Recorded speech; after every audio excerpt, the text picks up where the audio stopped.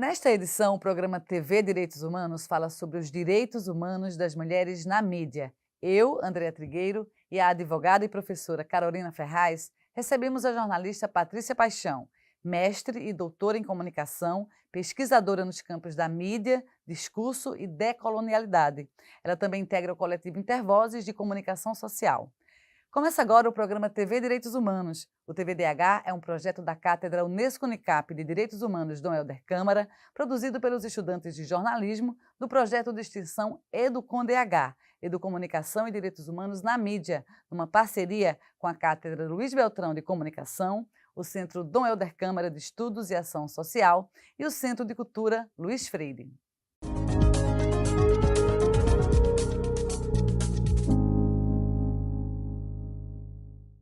Dos ataques à liberdade de imprensa nos últimos 4 anos no Brasil, a maioria foi endereçada às jornalistas mulheres. Os dados estão disponíveis na internet e são da Federação Nacional dos Jornalistas, a FENAGE, e da ONG Repórteres Sem Fronteiras. Além desse fato, temos uma mídia que também é violadora de direitos, ferindo importantes princípios e chegando a cometer crimes, principalmente se falamos em emissoras de rádio e TV, que são concessões públicas. Mas qual será o papel dos meios de comunicação na promoção dos direitos humanos das mulheres? Patrícia Paixão, muito obrigada por ter aceitado o nosso convite e eu já abro essa conversa te perguntando qual é o papel da mídia na promoção dos direitos das mulheres? O papel da mídia deveria ser fundamental na promoção dos direitos das mulheres e de todas as pessoas, né?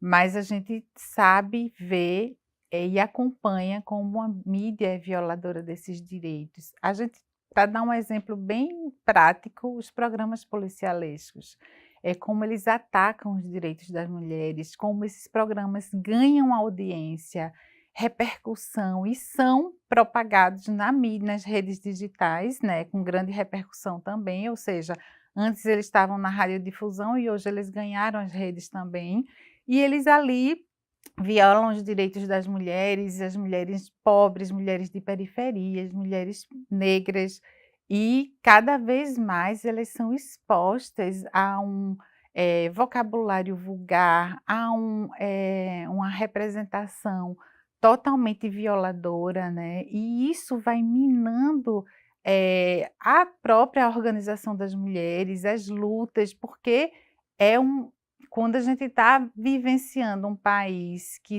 passou, né, de 2 anos de golpe, depois 4 anos de Bolsonaro no poder, a gente está tentando colar, né, esse país ainda, e a gente ainda está lidando com a mídia que ora diz que é progressista, que apoia as mulheres e ora ela viola os direitos das mulheres.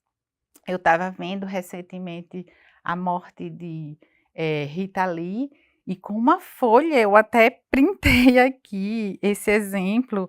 Rita Lee, rebelde desde a infância, se deixou guiar por drogas e discos voadores. Assim, resumindo a manchete que foi publicada na Ilustrada e repostada nas redes da Folha de São Paulo, resumir Rita Lee a isso, né? Uma mulher desbravadora, uma mulher transgressora de todas as violações, ela não se calou diante da liberdade que ela queria ter e que impuseram a ela, né. E a Folha simplesmente teve uma enxurrada de comentários para a Folha, excluir essa postagem, a Folha não excluiu. Então isso só para dar um exemplo muito básico, né, do que uma mulher que chegou no lugar que Rita Lee chegou. Agora você imagina as mulheres da periferia nos programas policialescos. Isso é muito grave. Perfeito. Carol Ferraz, já te agradecendo mais uma parceria aqui no TVDH. E essa violência, né, que a gente assiste, simbólica, contra as mulheres na mídia, ela não é de hoje e ela afeta, Patrícia exemplificou, as mulheres negras, as mulheres de periferia, mas essas violações afetam nós, mulheres, como um todo. Essa é a tua percepção? Claramente. Eu quero voltar um pouco, Andréa, à fala de Patrícia, imaginando, por exemplo, o aviltamento ao direito ao luto dos familiares, amigos, né, e fãs da Rita Lee, porque quando se atinge a dignidade e a honra de uma mulher, não se encerra só no gênero feminino. Claro que o principal aspecto de aviltamento e violação é contra o gênero feminino, mas existem repercussões e efeitos que transbordam. E aí a gente precisa entender que essa visão misógina, chauvinista, machista, patriarcal da nossa mídia, ela tem repercussão numa perspectiva gênera, porque é contra a pessoa humana, né. Você observa, por exemplo, casos de feminicídio, Andréa, como a gente tem uma desconstrução da vítima, uma revitimização dela, né, e do sofrimento dos seus familiares, alçando o algoz a uma pseudo-vítima, porque ele foi obrigado a matá-la. Nós tivemos, Patrícia, que nós ingressamos, eu faço parte de um coletivo de juristas, coordenado pelo Paulo Iotti, né, e nós ingressamos com ação no Supremo Tribunal Federal para impedir que fosse utilizado o termo legítima defesa da honra, porque estava ressurgindo isso nas nossas decisões judiciais, com o propósito de legitimar a morte das mulheres. E a mídia propagando de forma descarada essa visão extremamente peçonhenta, agressiva, né? Assim, aos montes. E às vezes se começa indagando: o que foi que essa mulher fez para merecer isso? Como se fosse Como se possível fosse esse tipo de justificar, relacionamento. será que ela realmente é uma vítima, né? Então, não é incomum a gente escutar nesses podcasts essa indagação para poder se construir uma defesa da ingenuidade, né, da não perversidade do feminicida, por exemplo, né. Então essa mulher ela é morta 2 vezes, ela é morta simbolicamente pela mídia e ela é morta inicialmente pelas mãos do seu algoz, né. Perfeito. E o Código de Ética dos Jornalistas, né, Patrícia é jornalista, eu sou jornalista, ele vai dizer que nós jornalistas temos o dever de defender os preceitos contidos na Declaração Universal dos Direitos Humanos. Então, na sua natureza, a mídia e os jornalistas, né, deveriam ser defensores de direitos humanos, mas não é isso que a gente vê. O que a gente vê é que tudo isso que está acontecendo, a gente está vendo ataque às escolas, a gente está vendo o neonazismo, né, essa corrente que surge, que pipoca aqui e ali, grupos que estão se formando no Brasil. O próprio ataque do 8 de janeiro, que a gente sofreu, o ataque à democracia, a gente vê que todo esse discurso da mídia, isso contribui para esse momento, para esses momentos de retrocesso. Então, isso que você falou, a cultura em direitos humanos, a mídia tem por obrigação fomentar, promover uma cultura em direitos humanos e não ser mais uma violadora. E o papel social da mídia, e a Declaração Universal dos Direitos Humanos, e o próprio Estatuto da Criança e do Adolescente e o Código de Ética do Jornalista são leis e são tratados que nós assinamos, né, internacionalmente. No própria legislação brasileira, a gente tem argumentos, recursos para que a mídia não seja violadora. Então, é burlar todas as normas e ir de encontro a uma sociedade mais igualitária, mais justa, mais solidária, né? E as violações que estão aí no Brasil desse jeito que a gente está vendo. A gente está num retrocesso ainda profundo e a gente não sabe como a gente vai sair disso ainda, né? A gente quer falar? Quero. Pois não. Eu quero chamar a atenção para outro aspecto, Patrícia, a questão de uma cultura voltada aos direitos humanos das mulheres. A gente precisa desse recorte de gênero, é indispensável, porque a gente trabalha ainda uma perspectiva de desigualdade.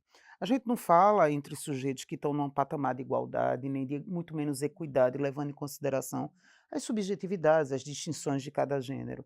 A gente fala de uma sociedade extremamente desigual, que é hostil à diferença e aprendeu a odiar desde sempre. O fenômeno Bolsonaro, ele tira do armário os odiadores, mas eles sempre existiram, porque ele teve, né, essa acessão midiática, porque ele traduz o espírito, talvez, de grande parte do brasileiro médio, conservador, hipócrita, né, extremamente violento, né, machista, capacitista, classista, que quer angariar privilégios, das formas mais escusas, né, e que tem na conduta abusiva e tóxica o seu modus operandi com as mulheres do seu entorno, né, do trabalho, das suas relações familiares. Então, assim, a gente está diante de uma verdade que me parece inexorável, a imprensa, a má imprensa, né, porque eu quero acreditar que todos vocês que trabalham em consonância,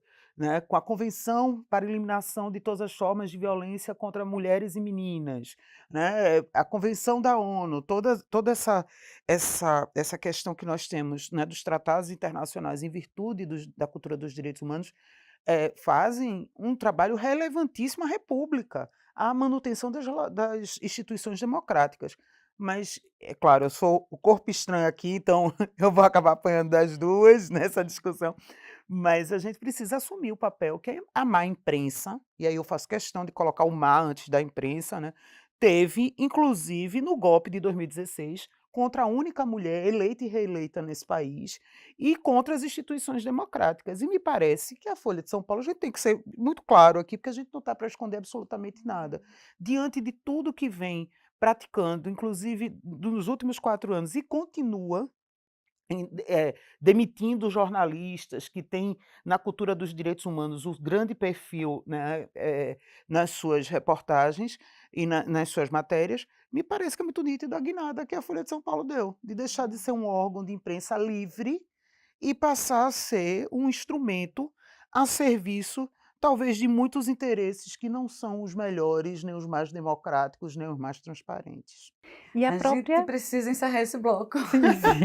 Essa conversa é muito É boa. muito boa. É muito boa, né? Patrícia estuda discurso da mídia, estudou o discurso da mídia sobre Dilma, sobre Cristina Kirchner, então ela tem algumas contribuições, mas a gente precisa ir para o próximo bloco, porque Mariana Chagas vai trazer para a gente uma reportagem que vai falar ainda mais sobre como a mídia viola os direitos das mulheres. É daqui a pouco.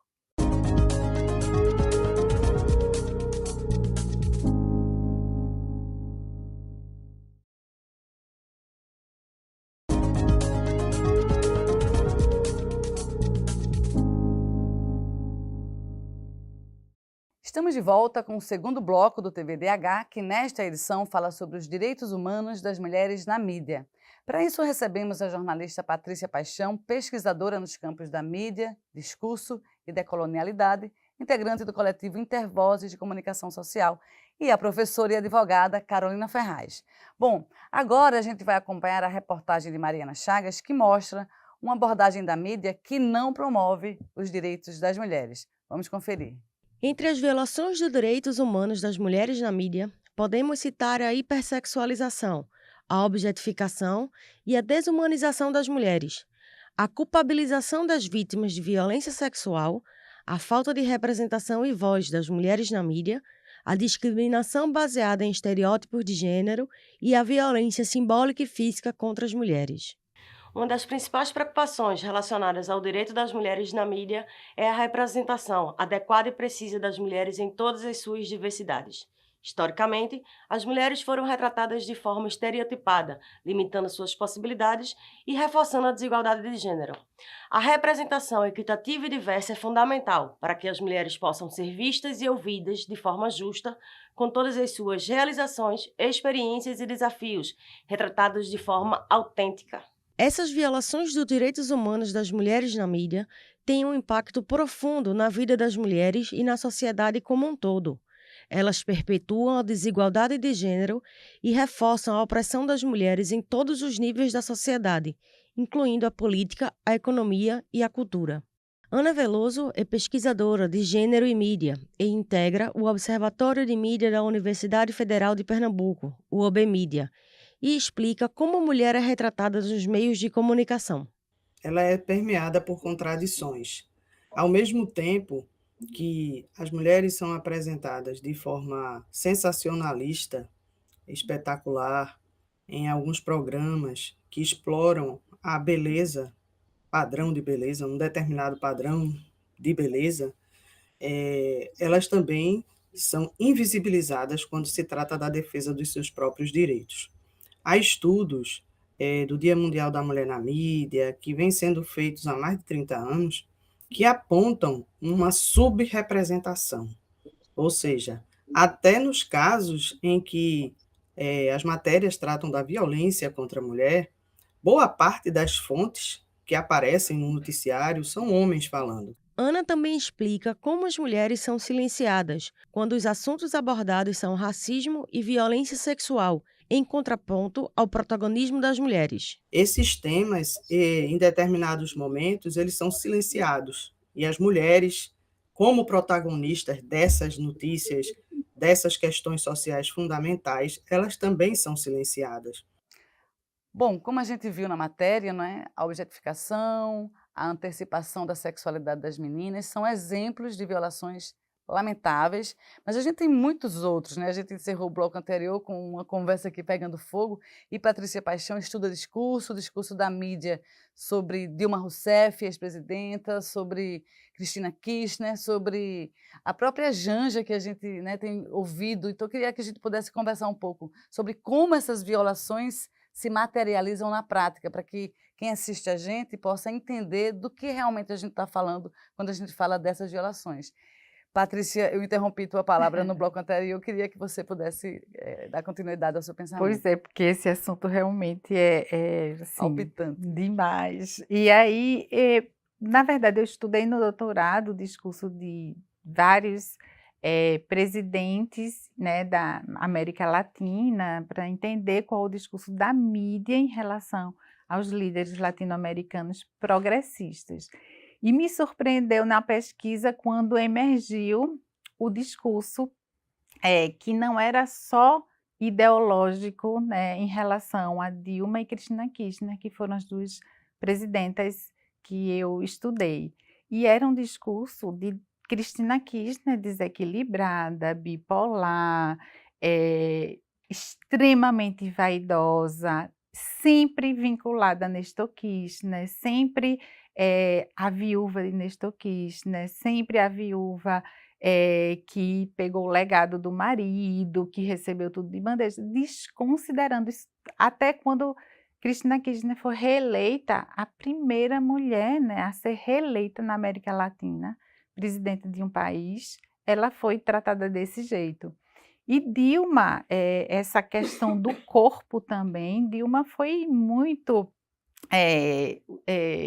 Satanizada. demais, e assim, totalmente desprezada, e a roupa brega. Teve uma matéria da Veja, na parte de estilo, moda, que era assim, mostrando o casaco de Dilma, que queria ser Chanel, mas era uma imitação, o relógio brega, e assim, estudando a figura de Dilma, né.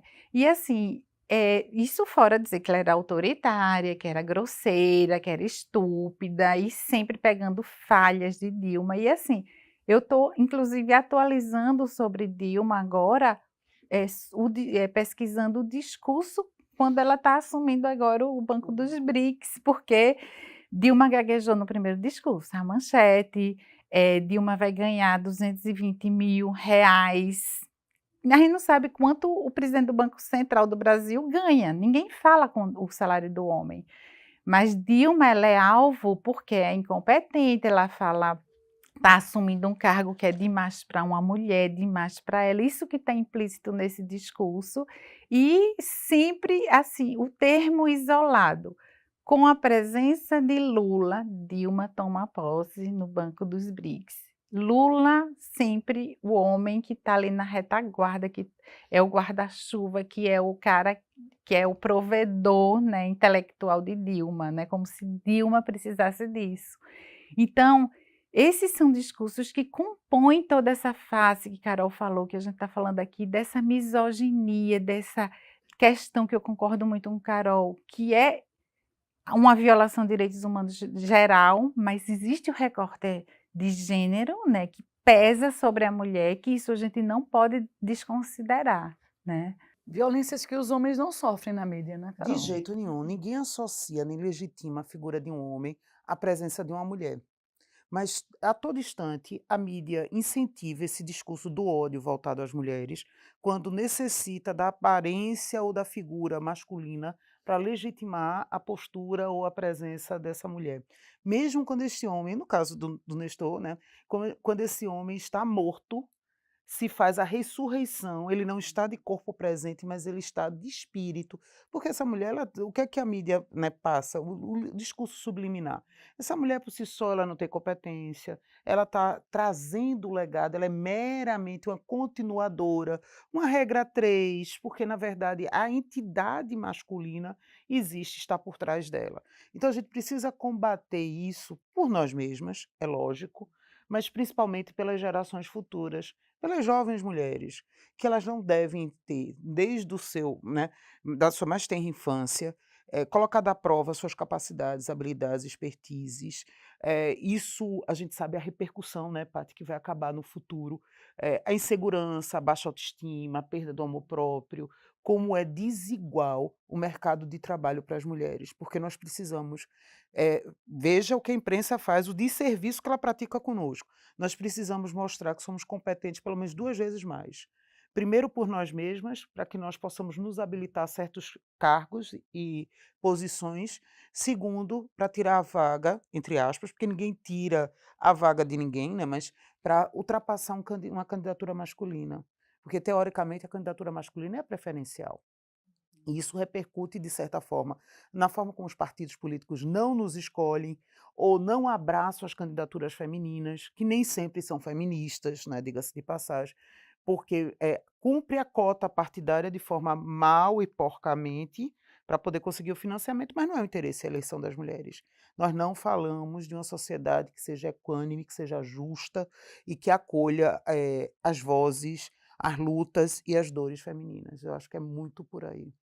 E aí a gente vê nessa era também da militarização dos espaços civis no Brasil, isso reforça ainda mais essa masculinização tóxica, nos espaços de poder, né. Então isso distancia as mulheres cada vez mais desse lugar que nós estamos lutando há tanto tempo, né, e que eles são bloqueados hoje para determinados grupos e muito dessa era Bolsonaro que gerou, isso no Brasil, né. Não que não existisse, mas agravou, aprofundou isso ainda mais, Ma né.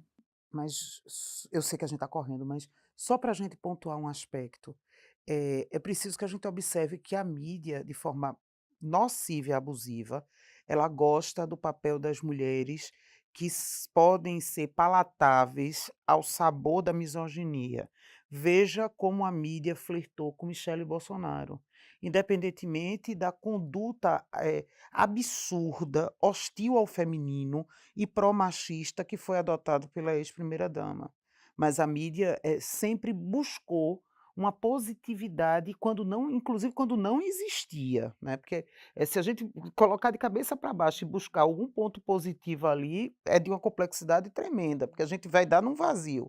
Mas, Janja, numa das, primeiras iniciativas internacionais que foi muito proveitosa, porque o Brasil volta com uma série de acordos, investimentos, etc e tal, porque foi comprar uma gravata. Desculpa, ela trabalhou até o ano passado, retrasado. Então, uma pessoa que ganhava o salário que ela tinha enquanto alta executiva, né, de uma atividade, né, empregatícia que ela exercia, não tem economias ao ponto de não conseguir pagar ela não pagou em cartão corporativo como era a regra do governo passado na mão dos Bolsonaros. Ela pagou com valores pessoais. Quer dizer que eu amo uma pessoa, não posso dar o presente que eu queira à pessoa, porque eu sou primeira-dama e eu tenho que ser medida por uma lente de aumento perversa e machista que quer me culpabilizar a todo instante por conta da minha postura emancipada e empoderada.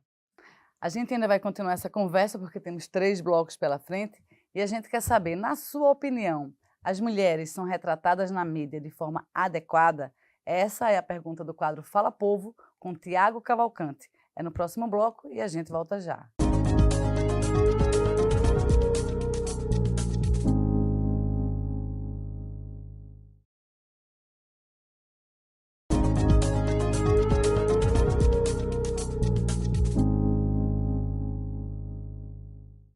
Estamos de volta com o terceiro bloco do TVDH, que nesta edição aborda os direitos humanos das mulheres na mídia. Recebemos a jornalista Patrícia Paixão, pesquisadora nos campos de mídia, discurso e decolonialidade, integrante do coletivo Intervozes de Comunicação, e a professora e advogada Carolina Ferraz. Agora a gente acompanha o quadro Fala Povo com o repórter Tiago Cavalcante.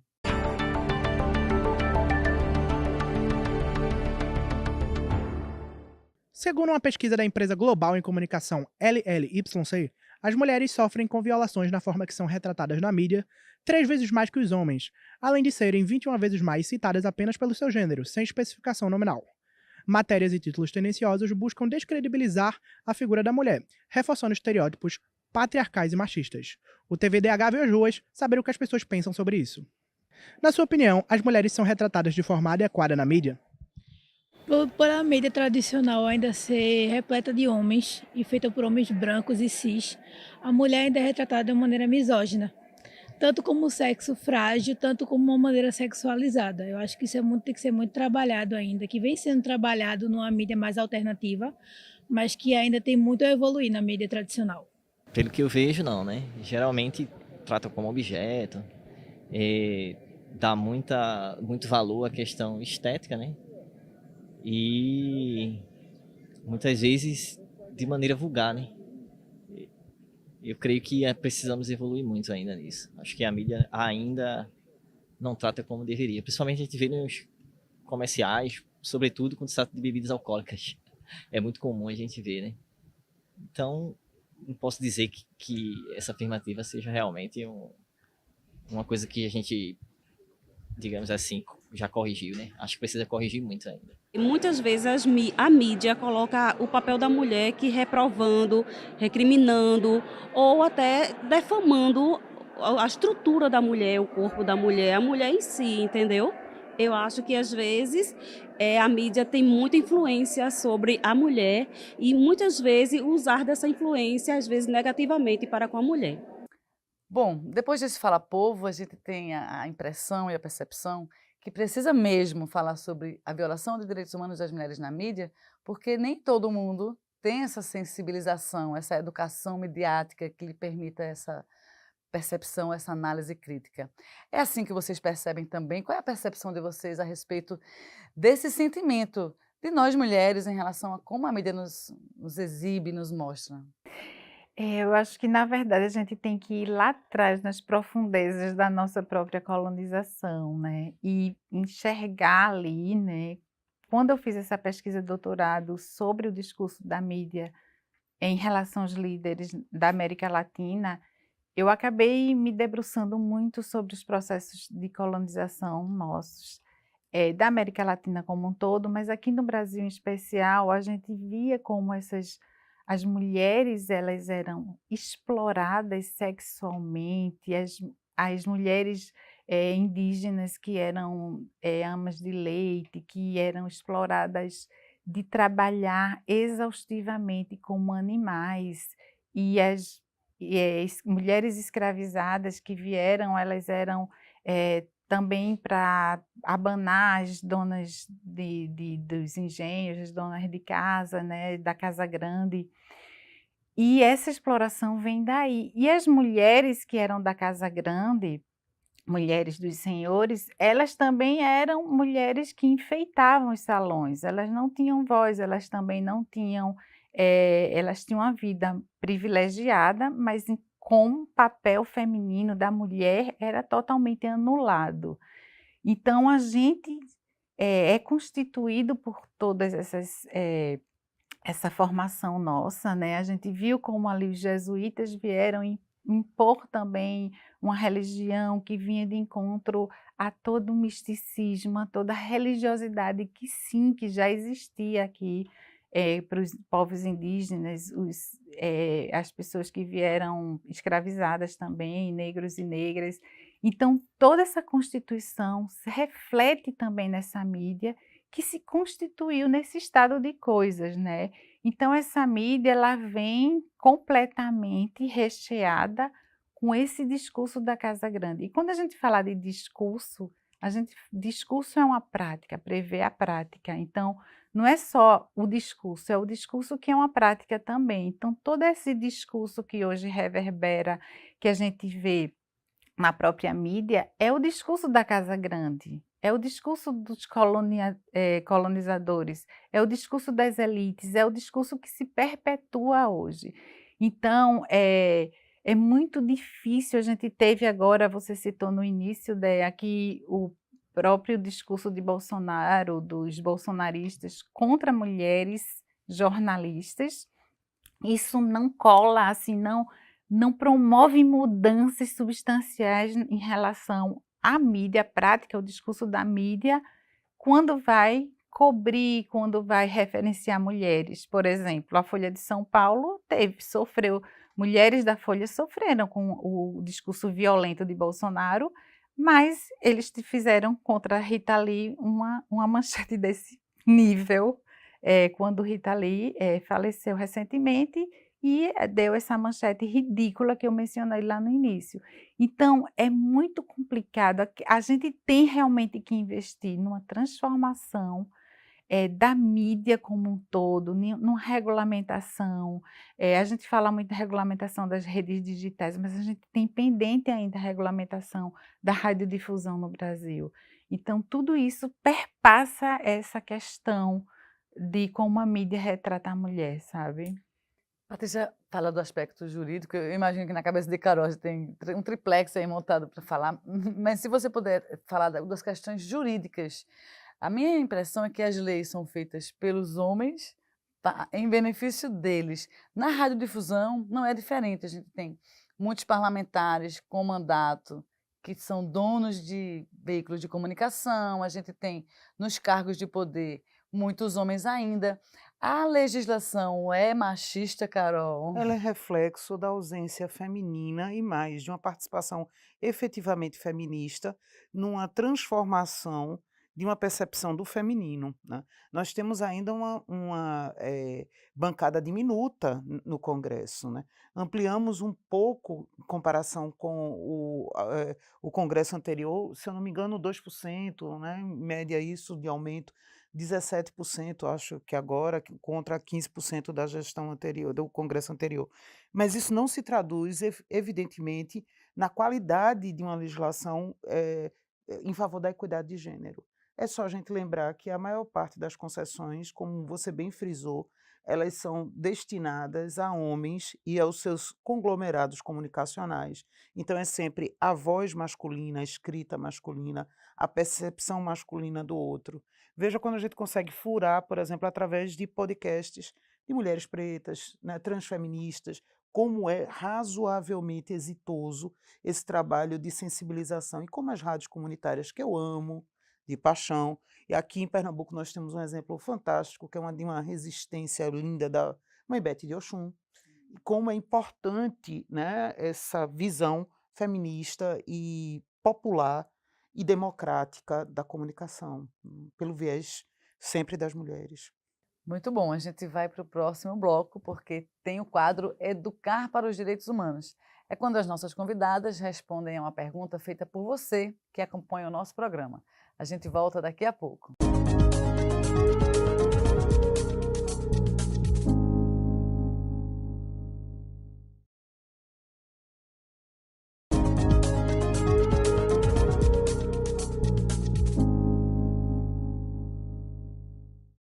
De volta com o quarto bloco do TVDH de hoje, que fala sobre os direitos humanos das mulheres na mídia, com a jornalista Patrícia Paixão, que é pesquisadora nos campos de mídia, discurso e decolonialidade, integrante do coletivo Intervozes, e a professora e advogada Carolina Ferraz. Agora é aquele momento em que nossas convidadas respondem uma pergunta feita por você, que acompanha o nosso programa. É o quadro Educar para os Direitos Humanos, com o repórter Paulo Pinheiro.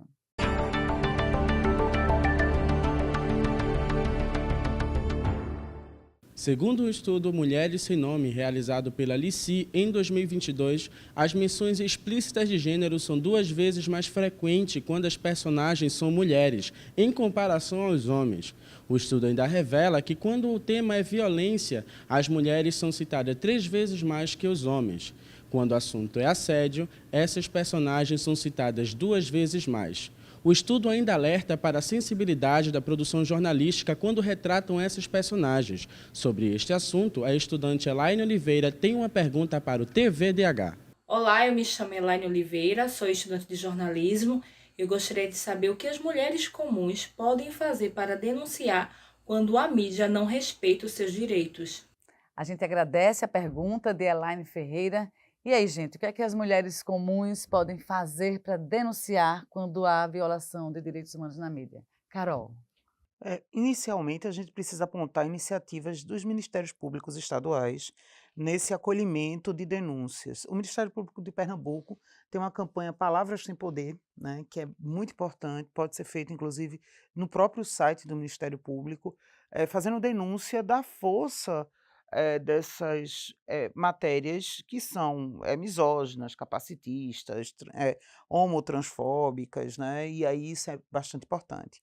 Nós temos, por outro lado, a possibilidade de trabalharmos, claro, a depender do formato que seja, da incitação à violência que se dê diante disso, e o uso de tipo de mídias, que falarmos em talvez crimes cibernéticos, né, em ofensa, danos morais, né, violação contra a honra, é preciso que a gente pontue isso. Mas tem um aspecto que eu acho que é importante a gente pautar aqui, é como educadoras que nós três somos, como a gente pode, do início, impedir que essas condutas desvirtuadas elas aconteçam. Eu ainda acredito na educação para os direitos humanos. Eu acho que o papel das universidades e dos cursos de jornalismo na formação dos novos profissionais da imprensa, ele é muito importante com relação a isso. É uma espécie de construção de autorregulação dentro da própria academia, né? Trabalhando consciências e sensibilizando essas pessoas pela obrigação de não fazer, de não coadunar com determinados atos. É claro que quando a gente vê grandes jornais expulsando jornalistas da redação, que hoje a gente tem um exemplo claro aqui no Nordeste, né, com relação aos jornais de Pernambuco, que basicamente se extinguiu a, a profissão de jornalista da imprensa escrita, né? Você tem colaboradores, pessoas como eu, por exemplo, vez ou outra, escrevo, etc. e tal, mando um texto, aí de repente publico. Mas cadê aqueles jornalistas de carreira que nós tínhamos? 20, 30 anos, né, de experiência e que eles tinham basicamente, traziam em si uma espécie de comissão de ética. E os mais jovens iam atrás e mostravam as reportagens, diziam, isso não pode, isso viola, isso avilta, etc. Então, era uma espécie de conselho editorial, né, informal. Eu acho que é preciso a gente trabalhar também com as ouvidorias de cada um desses órgãos da imprensa para a gente começar as denúncias internamente, né, e propagando, né, para os órgãos de controle externo.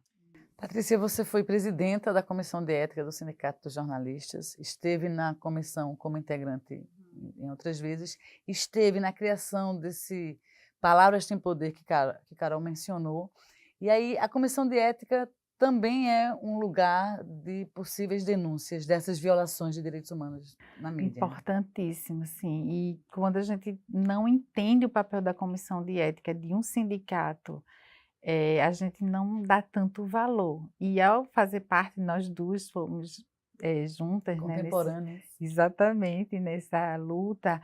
E assim, foi tão fundamental, porque assim, é um papel difícil de sermos jornalistas e muitas vezes termos que julgar companheiros e companheiras, né, por atos de violações que ocorrem. E nisso tivemos muitas denúncias e tivemos vitórias e que serviram também como vitórias, mas que foram educativas para transformações de programas, que nem dá para a gente citar tudo assim que aconteceu. Ô Patrícia, posso te fazer uma pergunta quanto a Sim. isso?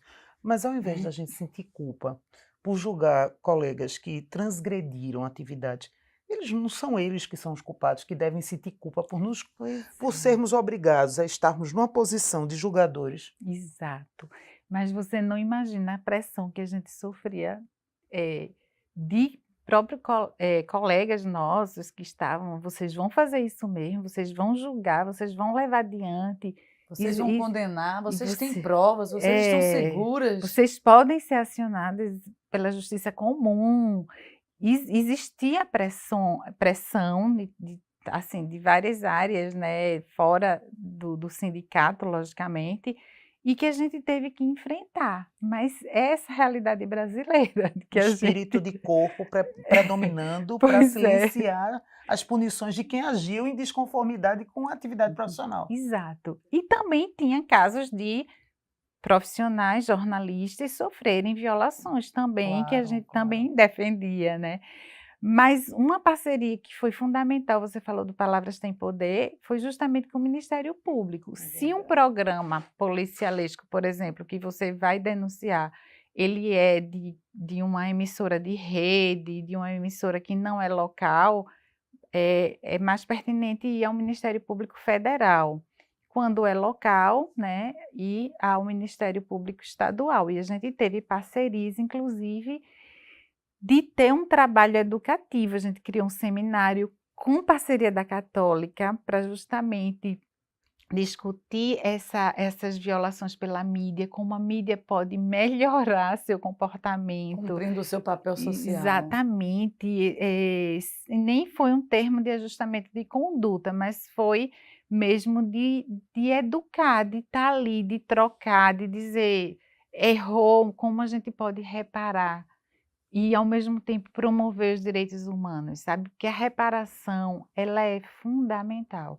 A gente tem que fazer algo para reparar quem sofreu a violação, não só a punição em relação ao veículo, ao profissional, mas muito a reparação. O que a gente pode fazer para reparar aquele mal que foi provocado, né? Então, Ministério Público, eu acho que são 2 promotores de direitos humanos que nós temos aqui. Eles são sobrecarregados também, né? A gente poderia ter mais aportes, assim, para canais de denúncias, mas dá conta do que a gente trabalha, do que a gente entrou, né, como denúncia, enfim, com parcerias com várias outras entidades, CCLF, enfim. Então, é possível, a gente não é só possível, como é necessário, né? Você falou, tem 0800 do Ministério Público e que a gente pode denunciar, a gente pode pessoalmente levar lá uma representação escrita, sem ser muito rebuscada, sem ser por um advogado, colar ali, colocar em anexo um jornal, uma página, um print, algo que a gente viu que houve violação, e vai aguardar, né, o posicionamento do Ministério Público para que a gente veja quais serão os próximos passos. Muito bom. Depois do intervalo, tem o 5º e último bloco desta edição do TVDH. Daqui a pouco a gente volta.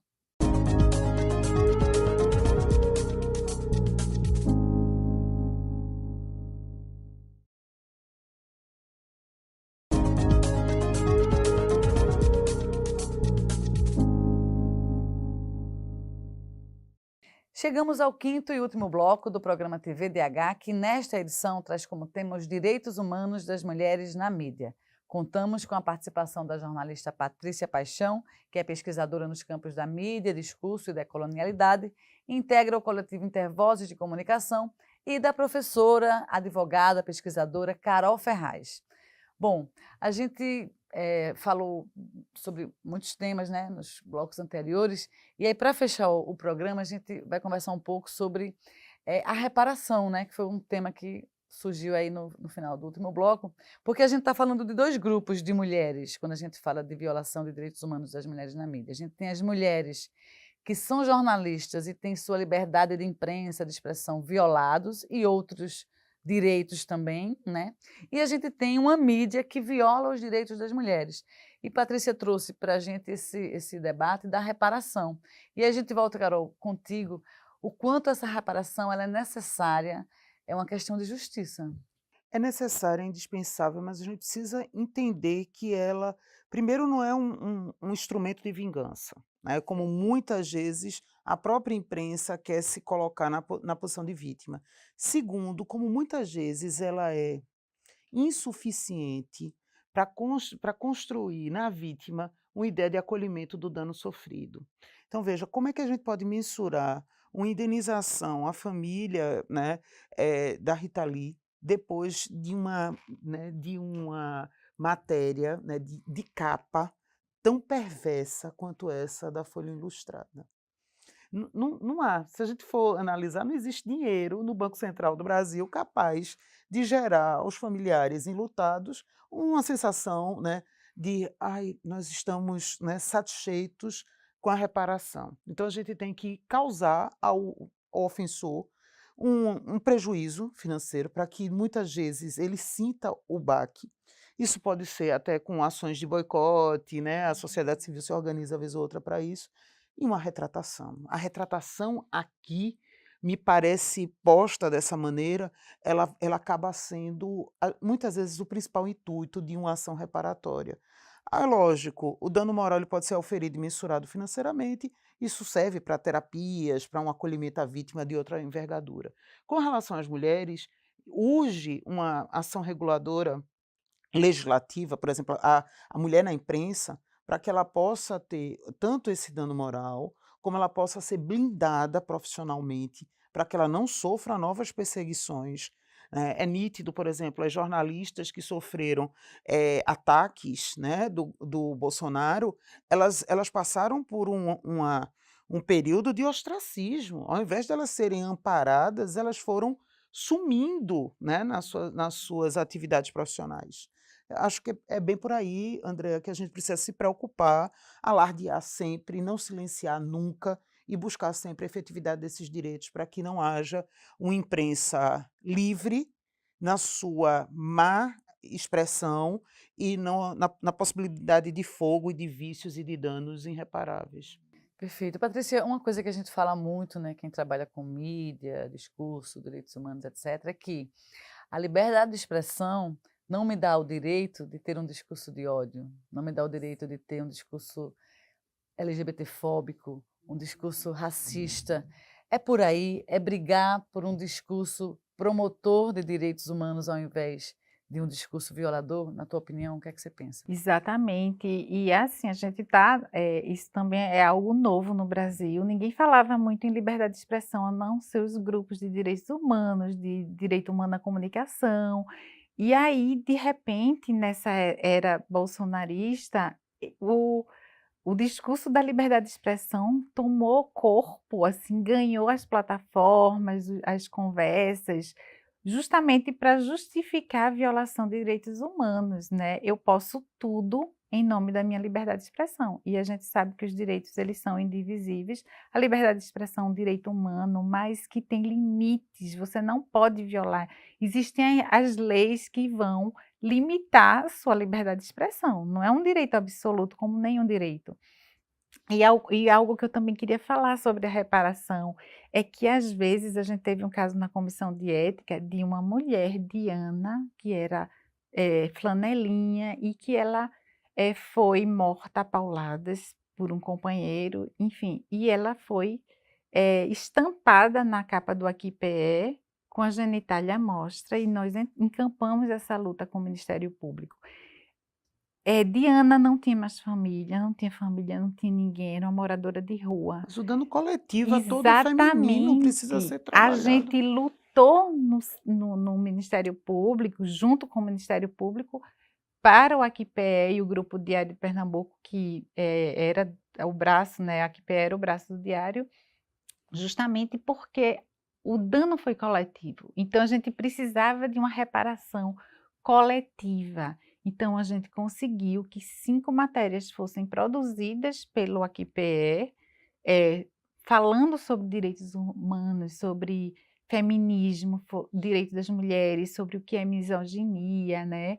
E aí a gente, inclusive, canais de denúncias de feminicídio, e aí a gente conseguiu essa reparação coletiva que é importante também, né? A legenda diz, mulheres têm direitos, respeite-as. No fundo é isso. Agora, a gente precisar de uma ação para isso é de uma complexidade ímpar. É verdade. Sem dúvida.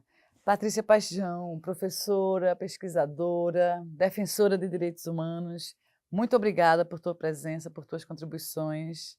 Eu estou muito feliz em estar aqui, eu admiro já esse programa há muito tempo e estar com vocês duas aqui nessa troca, eu só agradecer. Carol Ferraz, maravilhosa, professora, pesquisadora, advogada, defensora de direitos humanos.